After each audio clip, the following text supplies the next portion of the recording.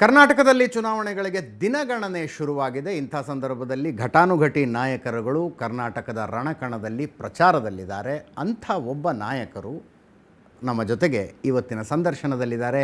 ಹಿರಿಯ BJP ಮುಖಂಡರು, ಈ ದೇಶದ ಗೃಹ ಸಚಿವರು ಆದ अमित शाह ಅವರು. अमित शाह जी, स्वागत है आपको इंटरव्यू में. माहौल क्या लग रहा है अमित शाह जी? बहुत अच्छा माहौल है. 6-7 बार आ चुके हैं अभी. नहीं, मेरा टोटल ये 17वां दिन है. 2.5 महीने में गिने तो मैं पूरे कर्नाटक का लगभग मेरा दौरा हो चुका है. ज़्यादातर जिलों में गया हूँ. क्षेत्र तो सारे हुए हैं. निश्चित रूप से भारतीय जनता पार्टी पूर्ण बहुमत के साथ हम जीतेंगे इस बार. जब BJP के हर नेता ये बात बोलता है तो मुझे तर्क समझ में नहीं आ रहा है. पूर्ण बहुमत का तर्क क्या होता है? 2013 येडियुरप्पा को CM बनाने के लिए चुनाव हुआ. 2018 में एंटी इनकम्बेंसी था कांग्रेस के खिलाफ. इस बार हमें एक इशू लेस, नरेटिव लेस चुनाव लग रहे हैं. एज अ जर्नलिस्ट हमें तो लग रहा है. आप इसको मैक्रो दृष्टि से देखते हो और परंपरागत ट्रेडिशनल इलेक्शन एनालिसिस के तरीकों से देखते हैं. मोदी जी के 9 साल के कार्यकाल में पूरे देश भर के अंदर एक नई जाति खड़ी हुई है.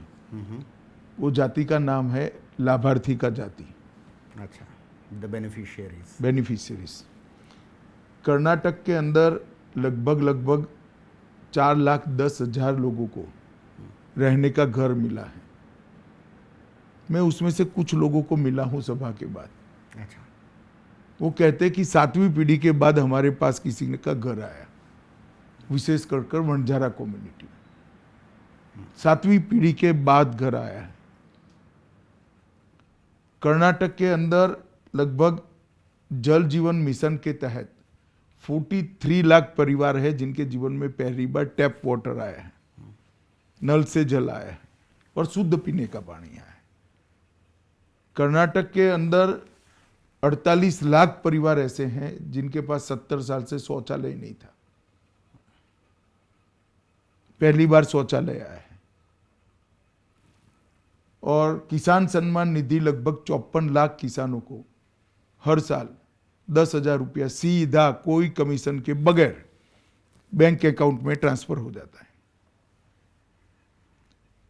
गैस का सिलेंडर 37 लाख महिलाओं को कर्नाटक के अंदर मिला है.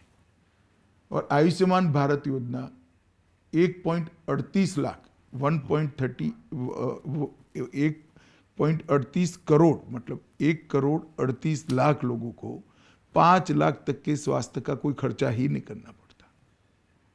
मैं इसमें से ओवरलैपिंग को निकाल लूं तो भी कर्नाटक के 2 करोड़ लोगों को ये फायदा मिलता है. कर्नाटक के अंदर लगभग 3 करोड़ लोगों को फ्री ऑफ कॉस्ट अनाज प्रति व्यक्ति प्रति माह 5 किलो मिलता है. आप लोग जब मैक्रो रूप से देखते हो सोसाइटी को, लिंगायत, वोकलिगा, OBC, मुस्लिम, दलित, ट्राइबल, इस तरह से देखते हो तो आपको नहीं दिखाई पड़ता है. भारतीय जनता पार्टी ये 9 साल में बहुत सारे नए क्षेत्रों में बार जीत रही है. मुझे लगता है आपको भी एक पॉलिटिकल एनालिसिस करने वाले जर्नलिस्ट है ना, तो इसका एनालिसिस करना पड़ेगा कि मणिपुर में हमारा 0.03% वोट था. आज दूसरी बार हमारी पूर्ण बहुमत की सरकार आई, 50% से ज्यादा वोट आया. असम जहां 37% माइनॉरिटी, मानते हैं कि माइनॉरिटी हमें वोट नहीं देती है, वहां पर हमारा 2 विधायक था. आज दूसरी बार पूर्ण बहुमत की सरकार आई. त्रिपुरा में 27 साल से कम्युनिस्टों की सरकार है, दूसरी बार हम जीते. उत्तर प्रदेश में हमारे 30-35 विधायक हुआ करते थे. तो इसके पीछे अगर आप ट्रेडिशनल राजनीतिक विश्लेषण के, पॉलिटिकल एनालिसिस के तरीकों को आप उठाओगे तो आपको ऐसा ही दिखाई पड़ेगा. परंतु मुझे मालूम है जब मैं भाषण करता हूं तब जिसको घर मिला है वो ताली बजाता है, गैस मिला है उसमें ज्यादा मिलती है, शौचालय में सबसे ज्यादा मिलती है, अनाज में इससे भी ज्यादा मिलती है, तो मालूम पड़ता है कि इसके लाभार्थी जनता में बैठे सामने बैठे हैं. और एक अलग प्रकार की जाति की निर्मित हुई है जो आप लोगों के काउंटिंग में नहीं है, मुझे मालूम है। जो विकास ही मुद्दा है कर्नाटक में। नहीं, ढेर सारे मुद्दे हैं। सर्जिकल स्ट्राइक से भी वो खुश है, दुनिया में भारत के दबदबे से भी वो खुश है, अंतरिक्ष में भारत की सिद्धियों से भी वो खुश है। आपको नहीं लगता? और कांग्रेस को वोट देने का कारण क्या है? चलिए मैं आपको काउंटर पूछता हूं, मुझे तो नहीं दिखाई पड़ता कोई। कर्नाटक के मतदाता हमेशा सत्ता बदलते आए हैं, हर 5 साल में एक ऐसा बार। नहीं है। नहीं है। कई बार यहां पर जनता दल की सरकार 2-3 बार बार आई है। ऐसा नहीं है, कांग्रेस की सरकार भी 4 बार कंटिन्यूसली आई है। ये जो आंकड़े आपने बताए, आपके कर्नाटक के कोई नेता नहीं बोलता है? यहाँ तो इशू कुछ और है नहीं, बीजेपी ऐसा का। नहीं है। वो कॉन्स्टिट्यूंसी का नेता अपनी कॉन्स्टिट्यूंसी की लाभार्थी की सूची लेकर घूमता है।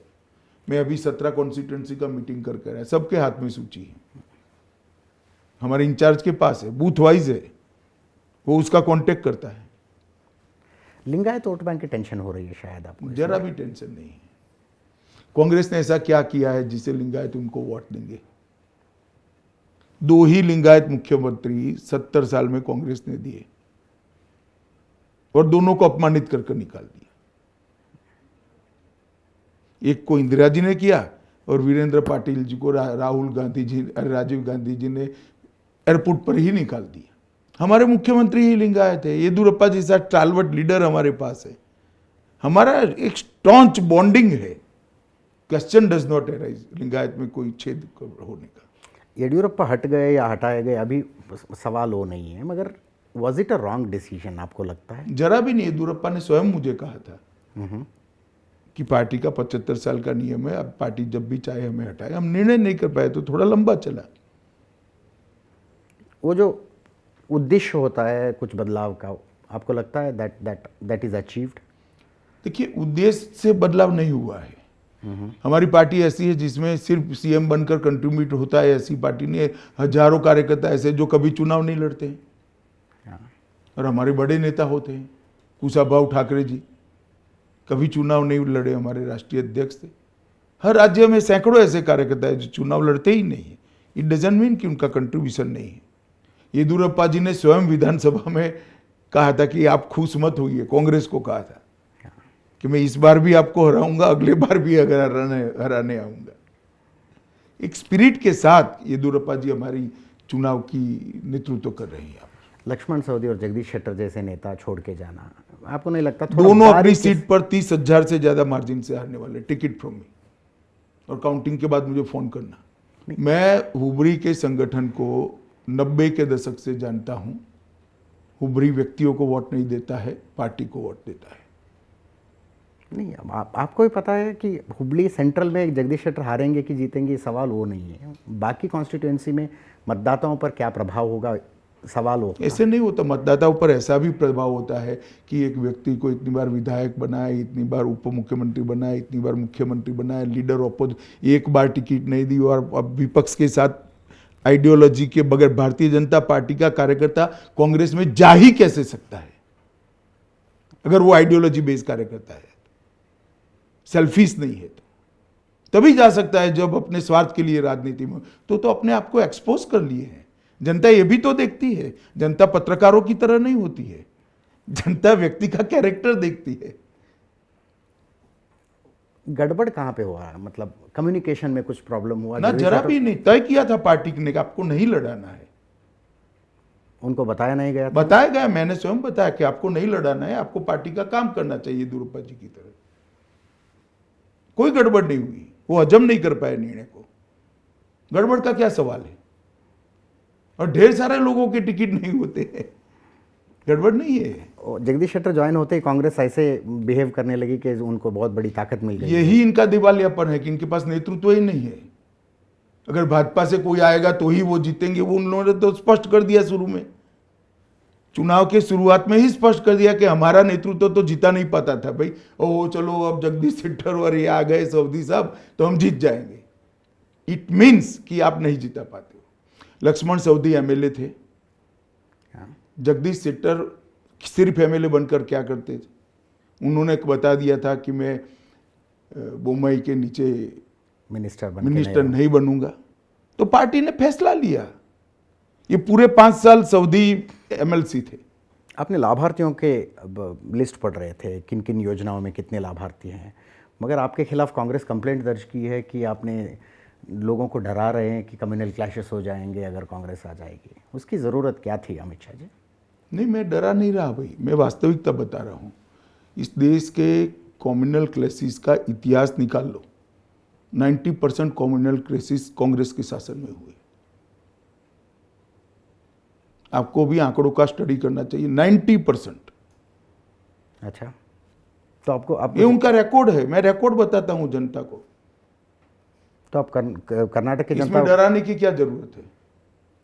डरे, कोई नहीं डरता इससे। चेतावनी दे रहे हैं आप कर्नाटक ना, के मैं लोगों बता रहा हूं। तो उस कंप्लेंट को एक लेके, कंप्लेंट के लिए क्या कहेंगे? अब कंप्लेन अथॉरिटी के सामने करिए, अथॉरिटी विल डिसाइड। मुझे पूछेंगे तो मैं जवाब दूंगा कि मेरी मंशा क्या थी। कांग्रेस को कॉन्फिडेंट है उनके गारंटी स्कीमों के ऊपर। 5वां गारंटी कल ही राहुल गांधी देखिए, जी ने गुजरात announce में किया। गारंटी कार्ड बांट रहे थे, यूपी में बांटे थे, उत्तराखंड में बांटे थे, आसाम में बांटे थे, मणिपुर और त्रिपुरा में भी बांटे थे। इससे भी अच्छे अच्छे गारंटियां दी थी। जिस पार्टी का इमेज ना हो, इसकी गारंटी को कौन मानेगा बताइए? सवाल मेरे और आप जैसे लोगों के लिए नहीं है, मगर ये जो हमारे कैमरामैन है, 2,000 रुपये घर में मिलेगा, 200 यूनिट बिजली फ्री मिलेगी, नहीं, मगर इसने तो आप बहक नहीं जाता दिल? जरा भी नहीं बहकता, क्योंकि उसको ऑलरेडी शौचालय मिल चुका है मुफ्त में। अच्छा, 1 लाख रुपए का गैस का सिलेंडर फ्री ऑफ कॉस्ट घर में मिल चुका है। घर में बिजली का कनेक्शन बिना चार्ज लिए मिल चुका है। उसको 1 लाख रुपए का घर ही मिल चुका है। उसके घर में फ्री अनाज आता ही है। उसको 10,000 रुपया किसान को सालाना मिलता ही है। ऑलरेडी एडवांस में गारंटी की जरूरत नहीं है, और एडवांस में मिल रहा है। उसको मालूम है कि सब बंद हो जाएगा, फिर ये सारी चीजें बंद हो जाएगी। 2,000 लेकर क्या करेगा बताओ? अच्छा, ये तो तर्क लगता है, लॉजिक लगता है। तर्क नहीं है, गरीब आदमी समझता है, आप नहीं समझते हो क्योंकि आप बेनिफिशियरी नहीं हो। बेनिफिशियरी इस चीज को समझता है। यहाँ कांग्रेस के नेता मोदी जी के एक बयान की क्रिटिसाइज करते हैं, मजाक करते हैं। मोदी जी बोले थे, न खाऊंगा न खाने दूंगा। यहाँ पे आपकी सरकार पे 40% करप्शन की एलिगेशन है। पेसीएम का कैंपेन चला यहाँ मेरा पे। एक ही आपसे रिक्वेस्ट है कि 40% करप्शन का किसी भी कोर्ट में, किसी भी जगह एक भी केस अगर हुआ है तो आप मुझे बताइए। हम दावणगेरे में बात कर रहे हैं, चन्नगिरी में आप ही के एमएलए के बेटे ने 40 लाख रुपए रिश्वत लेते हुए पकड़ा गया। तो हमने जेल में भेज दिया, टिकट भी नहीं दिया।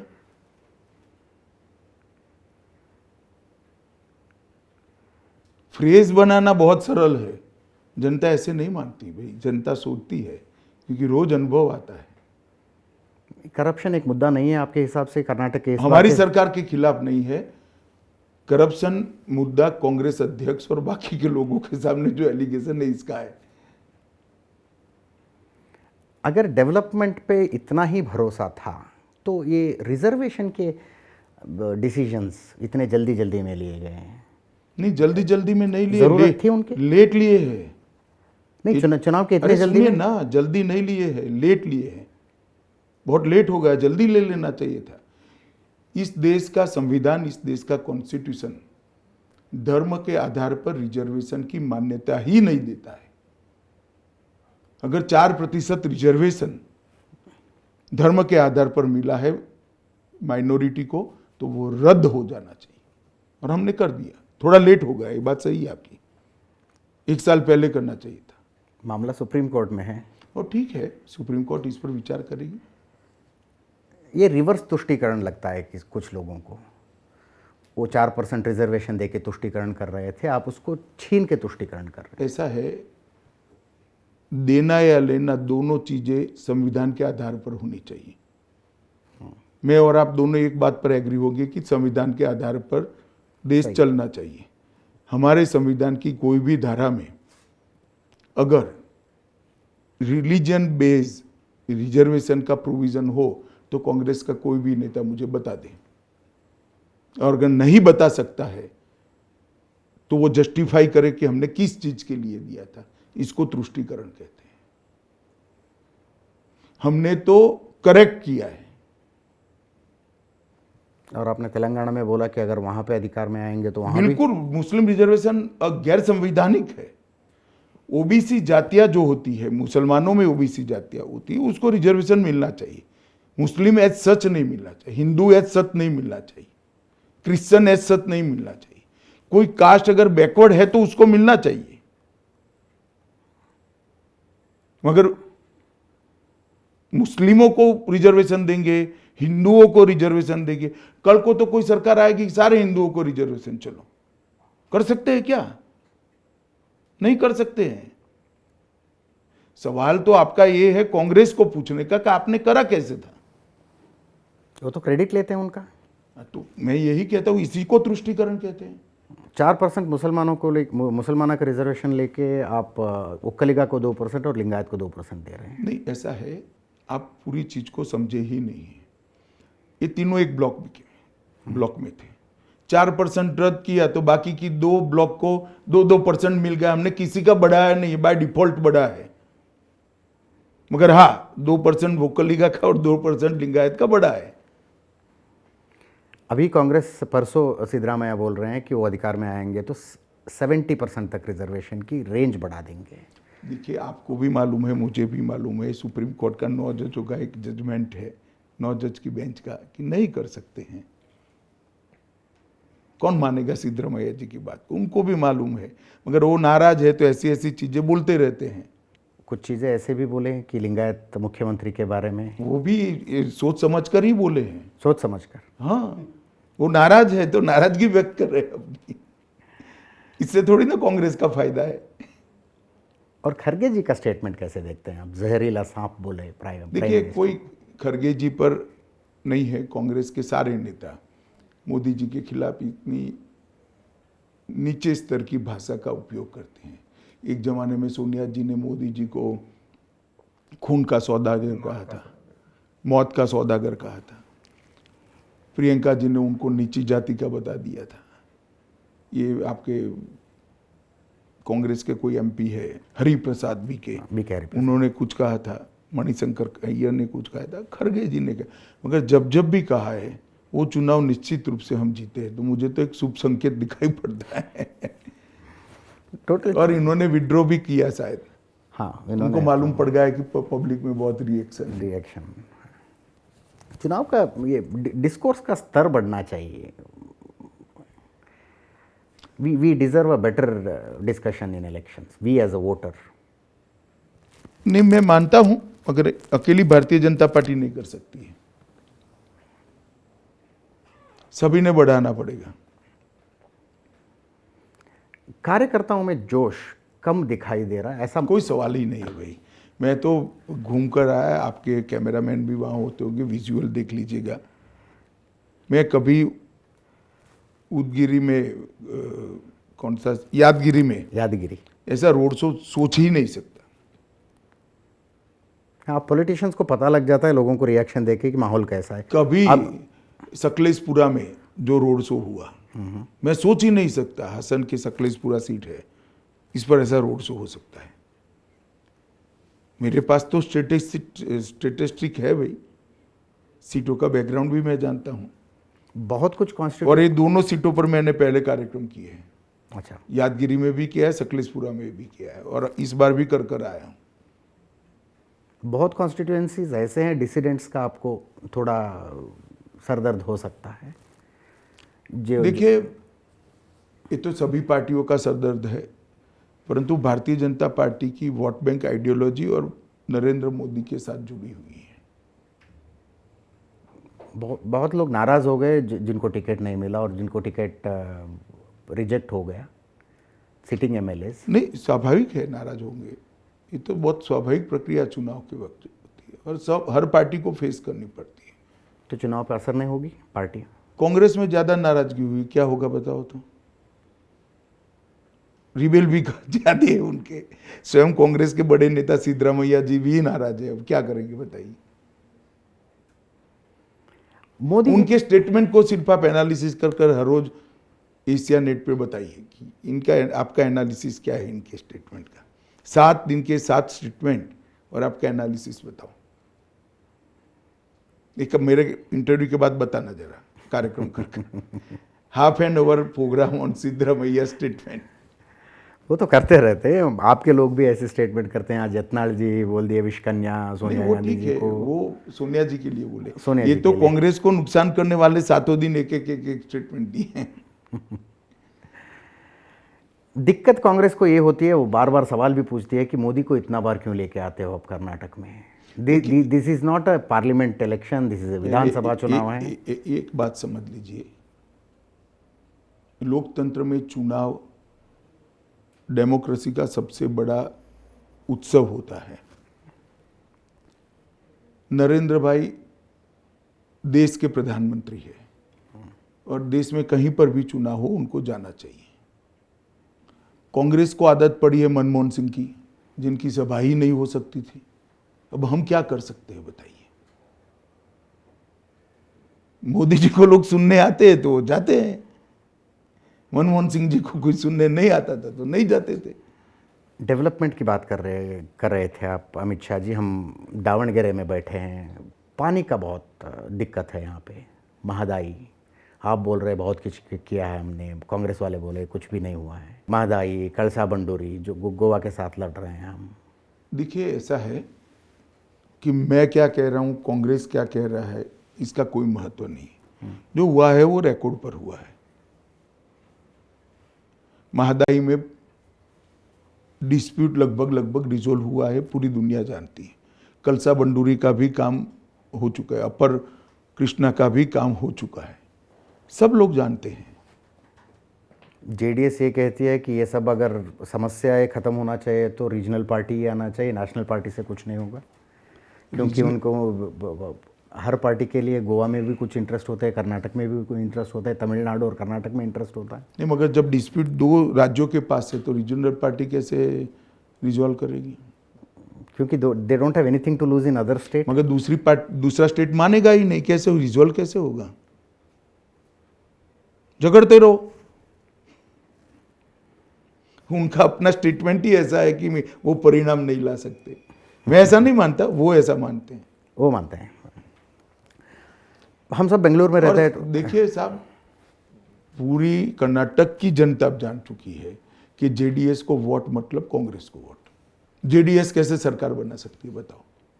जेडीएस तो नहीं बन, हाँ फिलहाल माहौल तो ऐसा नहीं है। माहौल नहीं है, सीटें भी नहीं है, हाँ, तो सरकार कैसे बना सके? आपके साथ मिलकर कर सकती है। हम नहीं करेंगे, तय है। लास्ट टाइम क्या हुआ?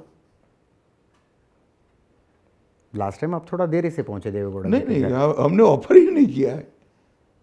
आपके एक एमएलए भरी सभा में बोल रहे हैं अमित शाह जी कि मोदी जी और देवेगौड़ा जी के बीच में बातचीत हुआ है, जेडीएस को वोट देने के बजाय बातचीत नहीं हुआ, अच्छे संबंध है ऐसा कहा। मोदी जी तक के तो सबसे अच्छे संबंध है। आप जाओ, आपको भी चाय पिलाएंगे, पिलाना भी चाहिए। फिर डेवलपमेंट पे आता हूँ मैं। बेंगलुरु से आते हैं हम सब लोग। बारिश हो जाती है तो बाढ़ आ जाती है अमित शाह जी बेंगलुरु में। 28 कॉन्स्टिट्यूएंसीज है वहाँ पे। इंफ्रास्ट्रक्चर का प्रॉब्लम है। देखिए, ये जो आप बात कर रहे हैं बहुत अच्छा आपने पूछा है। बेंगलुरु को जिस प्रकार से इसका इंफ्रास्ट्रक्चर का डेवलपमेंट होना चाहिए था वो नहीं हुआ है, वो वास्तविकता है। परंतु ये लेगेसी प्रॉब्लम है। आपको भारतीय जनता पार्टी की केंद्र सरकार के 9 साल और राज्य सरकार के 4 साल को एनालिसिस करना चाहिए।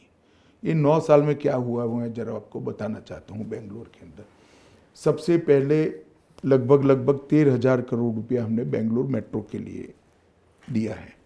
मोदी जी आए तब बेंगलुरु में 7 किलोमीटर मेट्रो थी, आज 56 किलोमीटर हो चुकी है और 2024 के पहले 100 किलोमीटर हो जाएगी।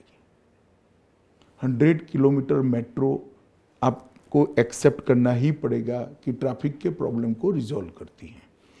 इसके साथ साथ उपनगरीय रेलवे जो सबअर्बन रेलवे होता है, इसके लिए भी मोदी सरकार ने 15,800 करोड़ रुपया, 40 साल से ये काम नहीं होता था, अब काम चालू हो चुका है। भूमि भी इसकी अधिग्रहित करने का काम हो और काम आगे तो 13,000 करोड़ रुपया वहाँ दिया, 15,000 करोड़ रुपया, 28,000 करोड़ रुपया हुआ। फिर सैटेलाइट टाउन रिंग रोड बनाने की शुरुआत की, उसकी कॉस्ट 15,000 करोड़ है, वो भी 100% फंडेड बाय सेंट्रल गवर्नमेंट है।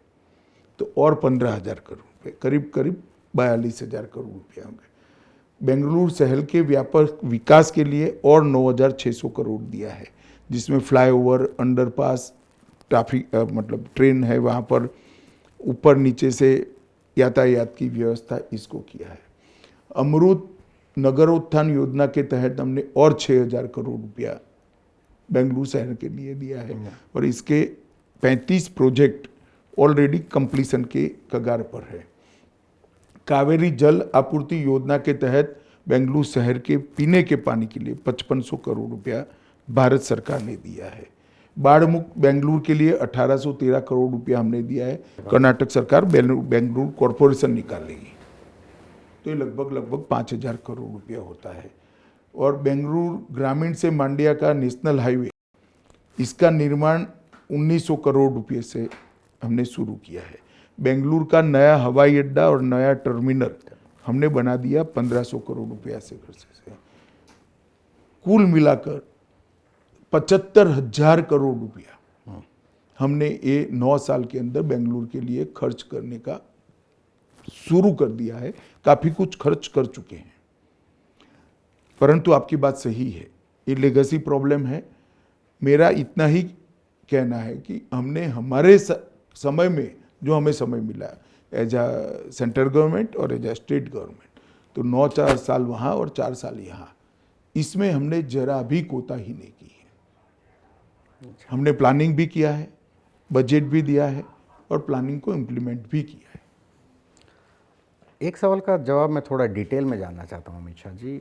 बेंगलुरु सिटी को छोड़ के या ग्रेटर बेंगलुरु को छोड़ के ओल्ड मैसूर के बाकी सब जिलों में आपका परफॉर्मेंस इतना क्यों लो रहा है? और इस बार दिखाई दे रहा है कि बीजेपी बहुत स्ट्रगल कर रही है वहाँ पे। आप स्ट्रगल नहीं कर रहे हैं, स्ट्रगल टू विन नहीं, सुनिए, मेहनत कर रहे हैं। हाँ, मेहनत, अच्छा। देखिए, स्वाभाविक रूप से ट्रेडिशनली ये जेडीएस और कांग्रेस के बीच में वहाँ लड़ाई होती थी। हमने मेहनत कर 4 साल में हमारा संगठन वहाँ बढ़ाया है। मेरी सबसे पहली रैली अगर कर्नाटक चुनाव में 2 महीने पहले हुई तो मांड्या में हुई थी, बहुत सफल रैली थी। मोदी जी भी मांड्या में चुनाव के पहले रैली कर चुके हैं और हम इस बार ढंग से वहाँ कॉन्सेंट्रेट कर अशोक को लड़ने के लिए भी जा, सोमन्ना को लड़ने के लिए हम कॉन्सेंट्रेट कर लड़ रहे हैं। वो क्या राजनीति थी? कोई राजनीति नहीं। अशोक को हमारी पार्टी को एक्सपांड करना चाहते हैं। अशोक हमारे बड़े वोकल लीगा लीडर है, वो वहां जाकर लड़ेंगे तो अच्छा रिस्पांस मिलेगा। सोमन्ना बड़े लिंगायत लीडर है, वो वहां जाकर लड़ेंगे तो रिस्पांस मिलेगा। तो आप सीटों की बढ़ोतरी एक्सपेक्ट कर रहे हैं इस बार ओल्ड मैसूर रीजन में?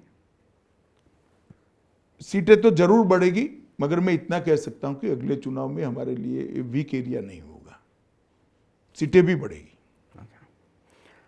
जब कल्याण कर्नाटक की बात करेंगे तो SC/ST रिजर्व्ड कॉन्स्टिट्यूएंसीज बहुत आते हैं। 24 मार्च के दिन आपके यहाँ के सरकार ने एक डिसीजन ली रिजर्वेशन की, वो इंटरशिफ्टिंग के बारे में, दलित लेफ्ट दलित राइट, और उसका कुछ नेगेटिव इम्पैक्ट दिखाई नहीं दे रहा है, स्पेशली बंजारा जैसे समुदायों में? जरा भी नहीं है। इसलिए एक तो बंजारा कम्युनिटी के लिए हमने बहुत कुछ किया है। इतने सालों से बंजाराओं को अपनी जमीन का हक पत्र किसी ने नहीं दिया था, भारतीय जनता पार्टी की सरकार ने दिया है। दूसरी बात, ये जो स्टैटिस्टिक पड़े थे राज्य सरकार के पास आबादी के और एडमिशन के, आबादी के और नौकरी के, इस स्टैटिस्टिक को स्टडी कर बैलेंस कर निर्णय किया गया है। किसी को अन्याय होने की संभावना नहीं है और मैं विषय को बहुत थॉरली जानता हूं कि किस प्रक्रिया कितनी डिटेल हुई है, इसलिए मैं बता सकता हूं आपको। पहले दिन का रिएक्शन हमें देखने को मिला, येडियुरप्पा जी के घर पे पथराव हुआ। वो ठीक है, येडियुरप्पा जी के घर पे कुछ बंजारा लोगों ने प्रदर्शन किया, परंतु हमने आंकड़े हमारे कार्यकर्ताओं की एक बड़ी टीम को दिए हैं। स्टेटिस्टिक दिया है 10 साल के जो बेनिफिट्स मिलते हैं इसका, और अभी जो दिया है ये इससे ज़्यादा है। तो कम्युनिटी ऑन द होल आपसे दूर नहीं जा सकती? जरा भी दूर नहीं जा सकती। कई बार क्या होता है कि कम्युनिटी में पार्टी का कैडर जो होता है वो रिएक्शन देता है, तो एक ऐसी भ्रांति इल्यूजन खड़ा होता है कि कम्युनिटी रिएक्ट कर रही है। Cadre of the other party किसी? मैं यही कह रहा हूँ। मैं आज भी, हमारे बंजारा कार्यकर्ता थे मेरी मीटिंग में अभी, मैंने सबको खड़ा कहकर पूछा आपकी बस्ती में क्या है अभी, तो उन्होंने तो 50 बेनिफिट्स मुझे गिना दिए।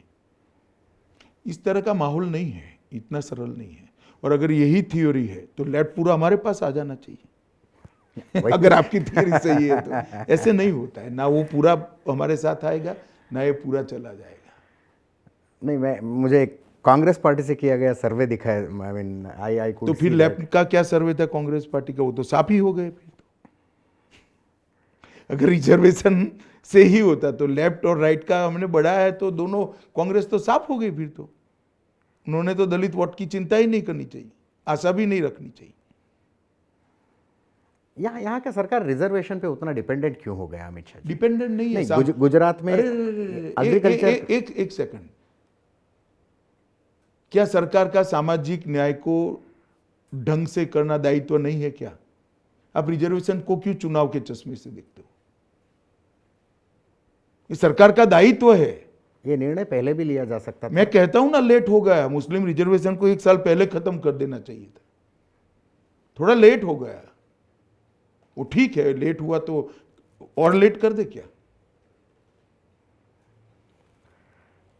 पीएफआई का बैन बहुत बड़ा निर्णय था, क्योंकि कर्नाटक के हिसाब से देखा जाए तो it was a deep rooted organisation.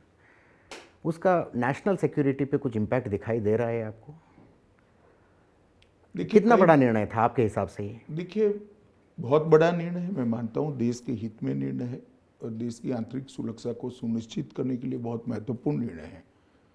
हमने सोच समझकर ये निर्णय लिया है और कर्नाटक नहीं, देश भर को इसका फायदा होने वाला है। आंतरिक सुरक्षा की दृष्टि से कोई भी ऑर्गेनाइजेशन देश को तोड़ने की प्रक्रिया में लगा हो तो हम आंख मूंद कर नहीं देख सकते उसको। अरे तो अच्छा है अभी नहीं लगाया, वरना आप कहते कि चुनाव के कारण लगाया है। फैसले हमेशा चुनाव को नजर के में रख के नहीं होते हैं। चुनाव तो आते रहते हैं, जाते रहते हैं। गवर्नमेंट कंटिन्यूस प्रोसेस होती है। पत्रकार की आदत होते हैं अमित शाह जी, नहीं, वो तो आसानी ठीक से है, नहीं छूटते। ठीक है, मगर मुझे तो समझाना चाहिए कि आप गलत सोच रहे हो, आपका सोचने का तरीका भी गलत है।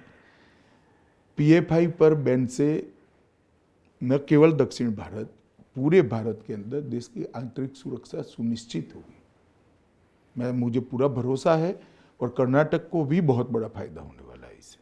मैं आंतरिक सुरक्षा पे ही बात करना चाहता हूँ। मोदी आने से पहले, मोदी आने के बाद 9 साल में बदलाव क्या, मतलब how do you see this?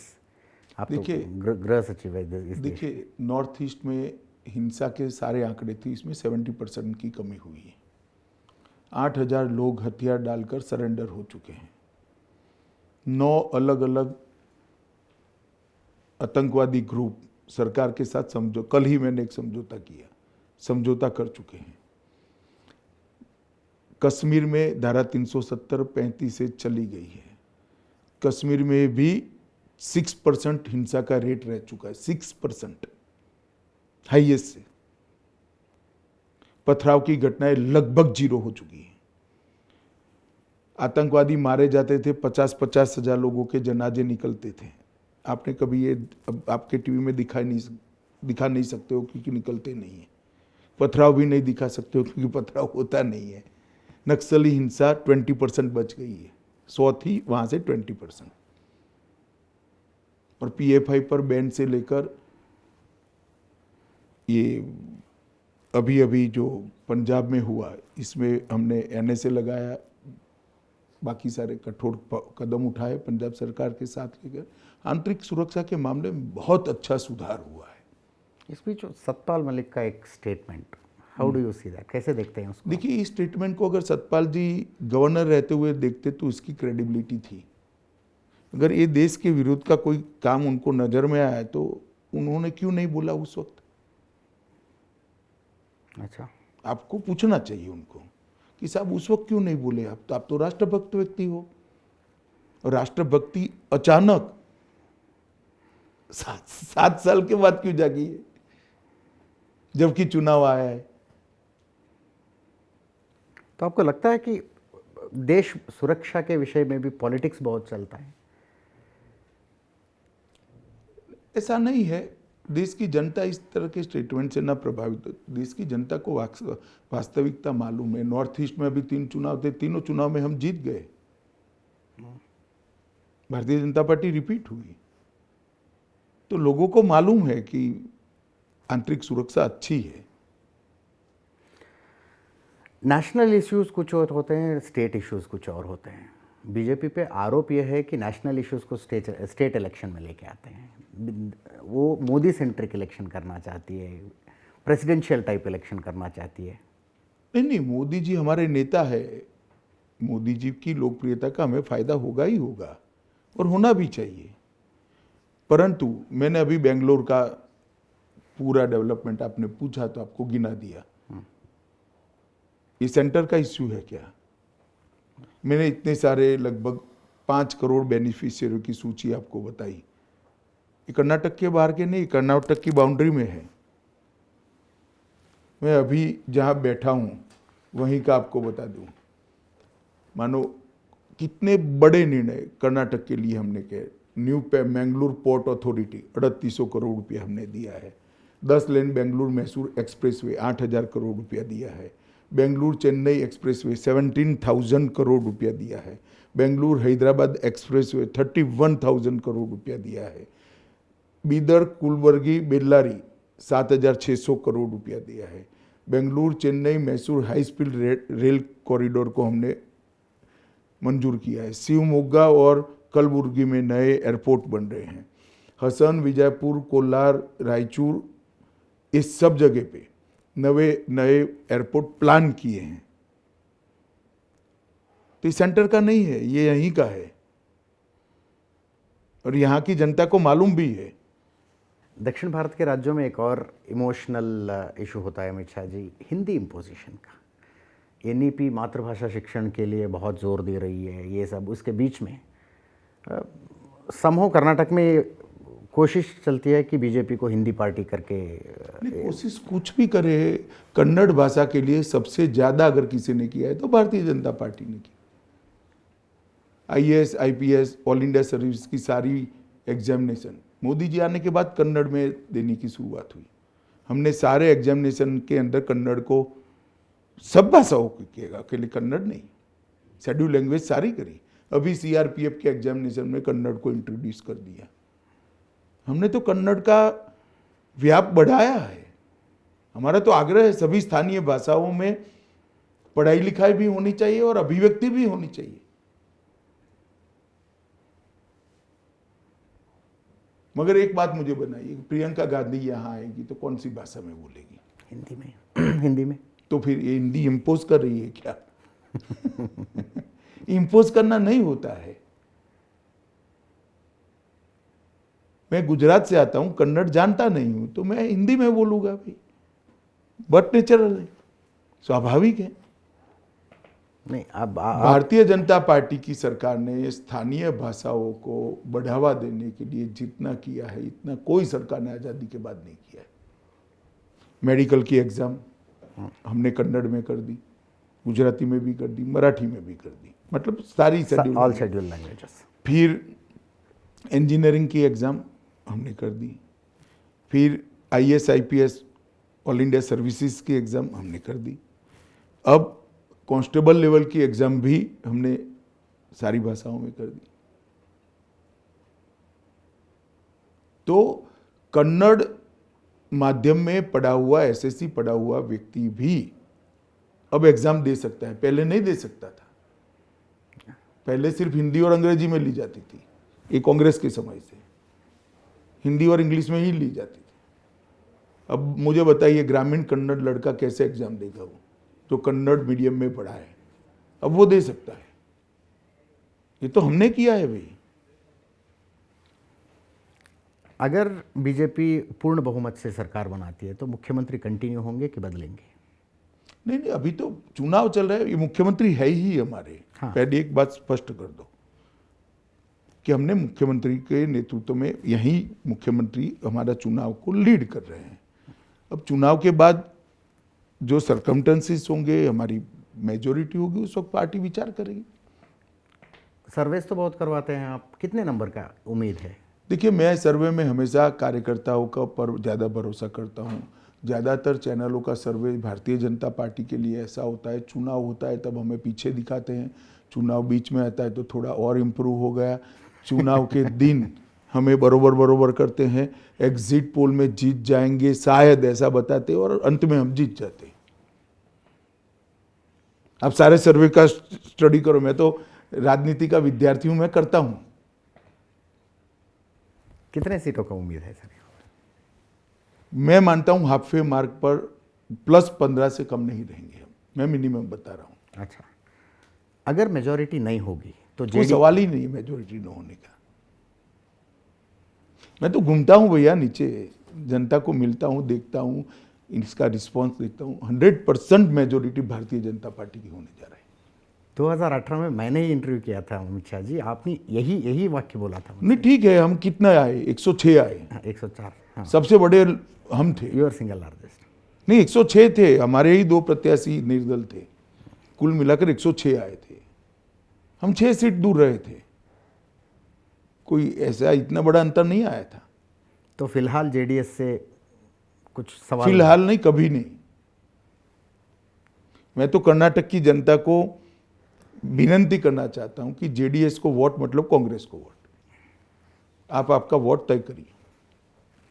ये डबल इंजन सरकार की प्लैंक लेके जा रहे हो आप, क्या होगा अगर सेंट्रल में कुछ और पार्टी की सरकार है, राज्य में कुछ और पार्टी की मैं सरकार बताता है? हूँ क्या हो सकता है? मैं बताता हूँ। एक ही योजना, किसान समृद्धि योजना, हमने सिद्धरामैया जी से लिस्ट मांगा, ये अपने क्या नाम, जेडीएस के कुमारस्वामी जी से लिस्ट मांगा था।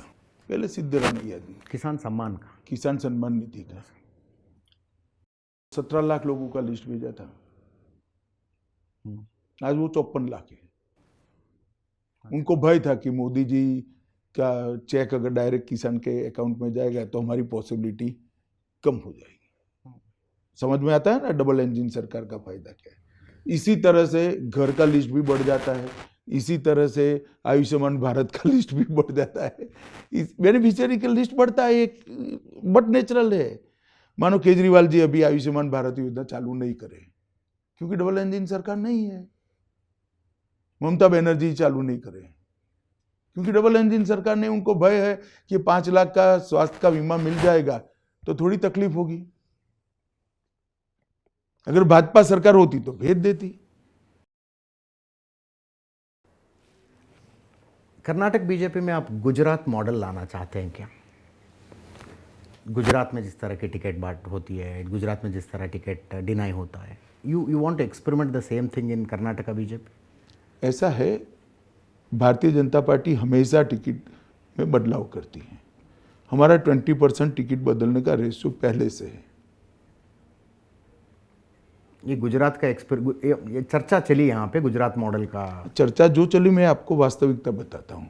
आप कोई भी टिकट का लिस्ट उठाकर देख लो, 20% चेंज हम करते ही करते हैं। इस एक्सपेरिमेंट का कुछ अच्छा रिजल्ट हिमाचल में नहीं आया आपको? नहीं, वो ठीक है, चुनाव हारते जीतते हैं, मगर हमारी पार्टी तो पार्टी के संगठनात्मक रिक्वायरमेंट के आधार पर चलेगी। एंटी इनकम्बेंसी हमेशा कर्नाटक में काम किया है, हर चुनाव में एंटी इनकम्बेंसी काम करती है यहाँ पे। इस बार आपको देखते हैं, आप काउंटिंग तक रही। मुद्दा नेशनल लेवल पे चर्चा में आती है और कर्नाटक में भी बार बार होते हैं सर।